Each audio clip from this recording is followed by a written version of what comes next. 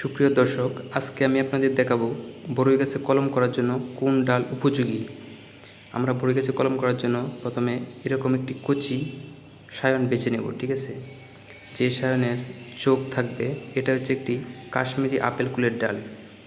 আমি আমার বাড়িতে একটি জংলি গাছ আছে, সেই গাছে স্থাপন করব। আমি এর আগে 2-3টি কলম করেছিলাম। আমি কলমের সফলতার হার 100%। তাই আজকে এরকম একটি কচি সায়ন কেটে নিয়ে আসছি। আমার পরবর্তী ভিডিওতে কলম করেছি সেটা আপনাদের দেখাবো।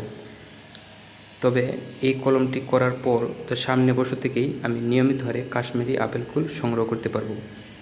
এই ডালটি কচি, এটি মোটা হতে হবে কেনি আঙ্গুল বা বৃদ্ধ আঙ্গুলের সমান বা মাঝামাঝি এরকম মোটা হতে হবে। ঠিক আছে, আর আমরা এই ডালের যে চোখগুলো আছে চোখগুলার বাকল কেটে সংগ্রহ করব। ধন্যবাদ।